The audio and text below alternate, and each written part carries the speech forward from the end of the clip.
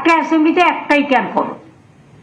15 থেকে 26, 15 তারিখ সকাল 10টা থেকে বিকেল 5টা অবধি, এবং 15 থেকে 26 ছুটির দিনগুলো বাদ দিয়ে সকাল 10টা থেকে 5টা অবধি এই ক্যাম্প চলবে। এটা আমরা কাগজেও অ্যাড করব, এবং যারা জমা দেবেন তাদেরটা সঙ্গে সঙ্গে তারা রিসিপ্ট পাবেন এবং ডিজিটাইজও করা হবে।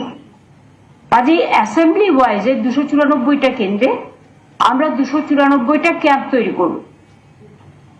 সেই ক্যাম্পে ওই দুয়ারে সরকারের মতো সেই ক্যাম্পে বিশেষ করে একই ক্যাম্পে 3টে ডিপার্টমেন্ট থাকবে।